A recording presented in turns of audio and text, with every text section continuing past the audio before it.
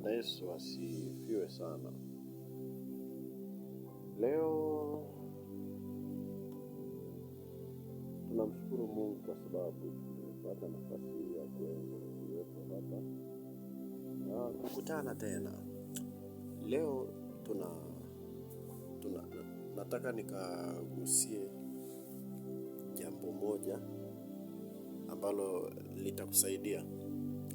Nataka nizungumzie kwa habari ya madhara ya dhambi. Nataka nizungumzie ni vitu gani ambavyo vitakufanya uende jehanamu. Video iliyopita nilisema kwamba nilikuwa nagusia kwamba kuna baadhi ya vitu ambavyo nilikuwa navigusia kwamba watu hawapendi kuambiwa ukweli. Kwamba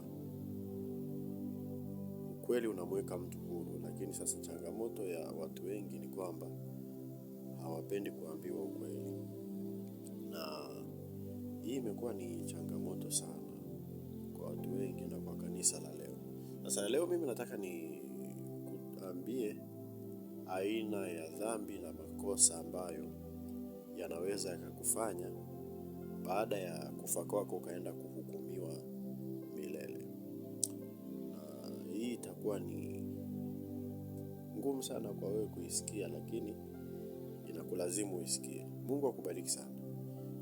Jambo la kwanza, Biblia inasema hivi kwamba iweni watakatifu kama Mungu alivyo mtakatifu.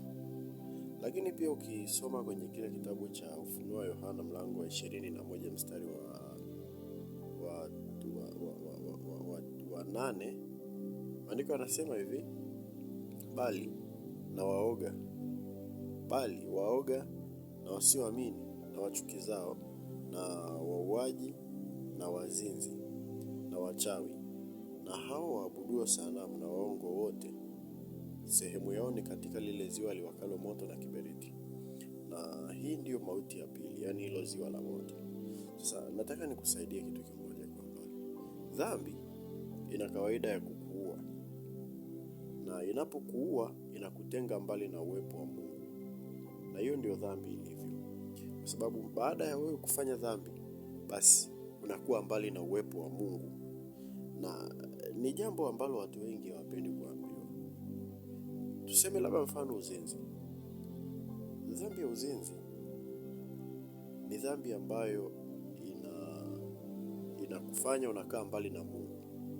Inakufanya unamkambuna au msikii Mungu kabisa. Hiyo ndio dhambi ya uzinzi. Sasa nyakati za leo au kanisa la leo limejaa watu wa aina za aina nyingi. Kwa mfano, kumejaa mashoga, kumejaa wazinzi wa asherati, kumejaa waongo, kumejaa wauaji, kumejaa uchafu wa kila namna, rushwa hadi kanisani rushwa zipo. Sasa hili ndio kanisa la leo. Na ikiwa kanisa la leo bado litaendelea kuishi chini ya makosa ya namna hii, basi hukumu ipo na itakuja. Na hukumu itakayokuwa juu ya kanisa itakuwa ni hukumu ngumu sana. Na sasa nataka nikusaidie kwamba dhambi itakufanya usimsikie Mungu kamwe, alafu matokeo yake uingie kwenye mateso ya milele. Mungu akupe neema ya kuishinda dhambi. Kwa sababu bila neno la Mungu hutaweza kuishinda dhambi, rafiki yangu. Bila msaada wa Mungu hutaweza kuishinda dhambi. Bila Mungu kukusaidia huwezi kuiacha dhambi. Kwa sababu hauwezi kuiacha dhambi wewe mwenyewe, ila Mungu ndo anakuachisha dhambi baada ya wewe kulisikia neno lake.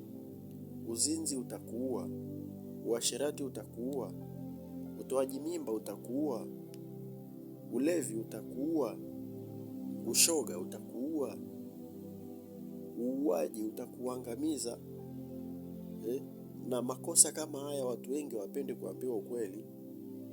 Na kwa kutokuambiwa ukweli ndio inapelekea watu kuishi kwenye makosa ya namna hii ambayo yatawafanya waingie jehanamu, jitahidi sana uweze kuepuka dhambi. Ni kweli unalisikia neno la Mungu, lakini tambua jambo moja, kwamba pasipo kufanya maamuzi magumu ya wewe kama wewe, hautaweza kuiacha hiyo dhambi. Hautaweza kuacha hilo kosa ambalo umekuwa ukilifanya kila siku. Ninakuombea Mungu akusaidie sana uweze kuishi mbali na makosa, uweze kukaa mbali na dhambi ambazo zitakufanya baada ya kufa kwako uingie kwenye mateso ya milele. Na kuombea Mungu akusaidie kwa neema yake, kwa jina la Yesu. Neno la Mungu likakusaidie kuacha kosa ambalo umekuwa ukishindwa kuliacha. Hizi ni nyakati za mwisho. Muombe Mungu akupe neema ya kuweza kuishinda dhambi, kwa sababu bila neema ya Mungu hutaweza, rafiki yangu. Kwa sababu wakati wowote kanisa litaondoka. Sasa jitafakari wewe ambaye bado unatembea na wake za watu. Jitafakari wewe ambaye bado unatembea na wanaume za watu. Jitafakari wewe kijana ambaye bado unafanya masturbation, unatoa mimba. Jitafakari, jiulize, ikiwa baada ya kufa kwangu nini kitatokea? Mungu akubariki. Neema ya Kristo izidi kuwa pamoja na wewe, kwa jina la Yesu. Amen.